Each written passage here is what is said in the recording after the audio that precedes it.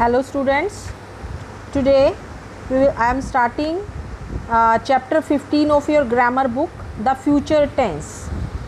The future tense refers to the segment of time that is still unseen by us or that we are yet to be in. Means जो future जो आगे आने वाले समय में happen होगा, घटित होगा, जिसको हमने अभी देखा ही नहीं है.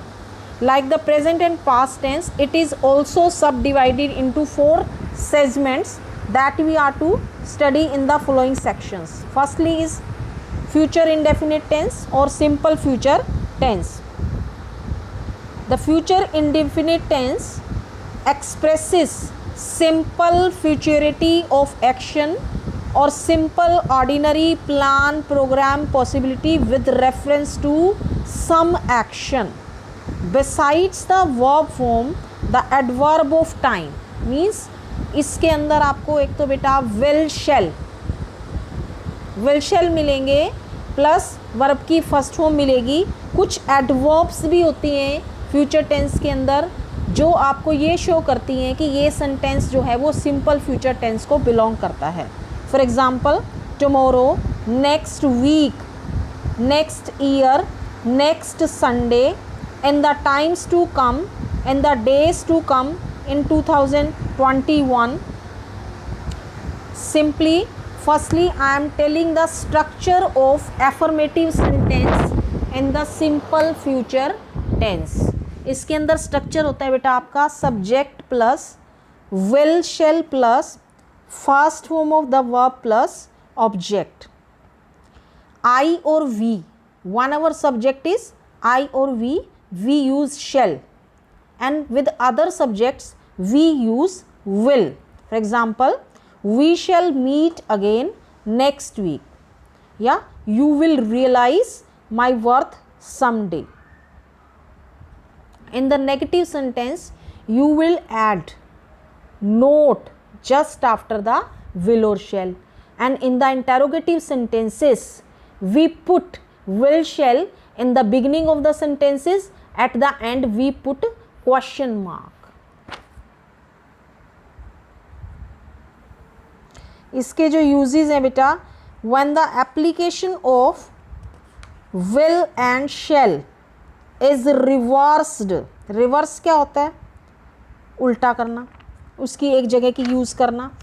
and when will is used with I and we whereas shall is used with all other subjects, means then these type of sentences show promise, determination, willingness, threat, strong possibility etc. means जब हमारे sentences किसी promise को show कर रहे हैं, determination को show कर रहे हैं, willingness को show कर रहे हैं, thought को show कर रहे हैं या threat को strong possibility को show कर रहे हैं, तो हम इनके uses को reverse कर देते हैं. means I और we के साथ हम will को use करते हैं, ऑल अदर सब्जेक्ट्स के साथ हम शेल का यूज़ करते हैं. जैसे I will provide you every help you ask for, यहाँ पर विलिंगनेस है, विलिंगनेस इतनी इच्छा शक्ति को शो कर रहा है. या we will give the needy some money. After that your future continuous tense. Future continuous tense में क्या होता है बेटा, दिस टेंस एक्सप्रेसेस कंटिन्यूटी और progression of an action activity at some time of in future, कि future के किसी समय पर वो काम चल रहा होगा, कंप्लीट नहीं हुआ होगा, उस समय वो काम चल रहा होगा. जैसे इसके अंदर जो एडवर्ब्स होती हैं then, next moment, next Sunday, next week, in 2015 helps in the identification of tenses.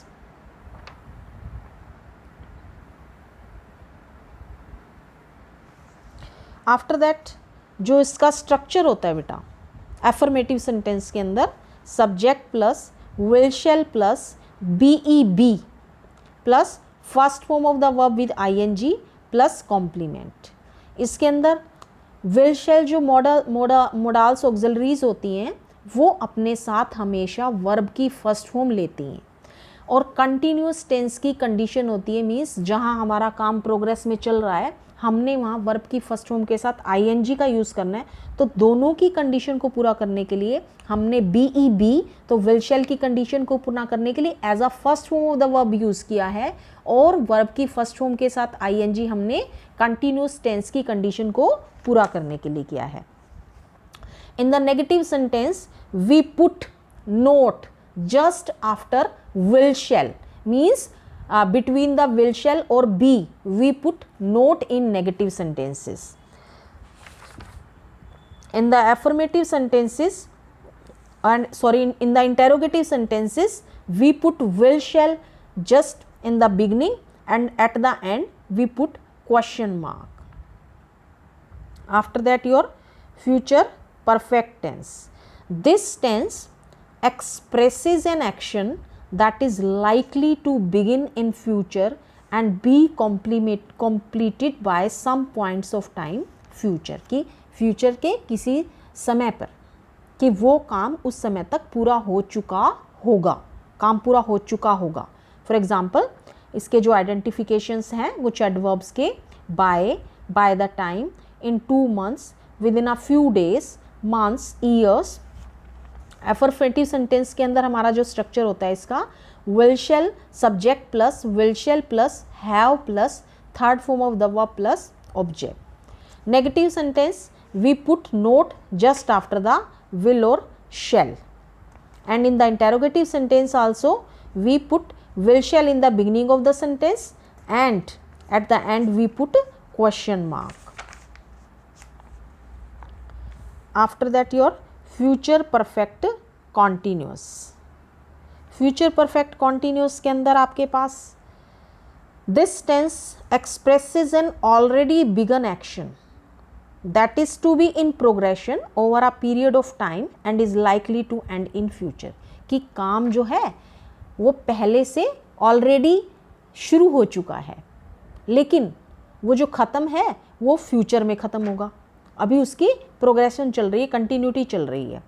इसकी जो आइडेंटिफिकेशन होती है इसके लिए भी आपको by next month, year, week, before next year, century etcetera are adverbials which can help in the identification of this tense. एक since और for हम ऐड कर देते हैं, जैसे हमने प्रेजेंट परफेक्ट कॉन्टीन्यूस में पास्ट परफेक्ट कॉन्टीन्यूस के अंदर since और for को ऐड किया था, ऐसे ही फ्यूचर परफेक्ट कॉन्टीन्यूस के अंदर भी हम since और for को ऐड कर देते हैं, क्योंकि यहाँ हमारे पास या तो पॉइंट ऑफ टाइम मिलेगा या पीरियड ऑफ टाइम मिलेगा। इसका जो स्ट्रक्चर रहेगा बेटा एफर्मेटिव सेंटेंस के अंदर वो होगा subject plus will shall plus have plus been plus verb की फर्स्ट फॉर्म के साथ I N G plus object plus since और फोर। सिंस और फोर में से एक यूज़ करेंगे, that will be depend upon the point of time और period of time.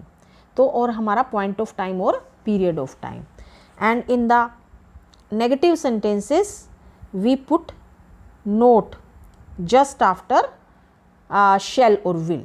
Example, children will not have been drawing pictures for more than an hour by 11 a.m.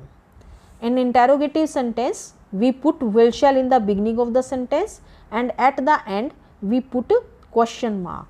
For example, will he have been helping his father in their shop for some years before taking it over? Okay students, this is your future tense. Read thoroughly the rules, uses and structures.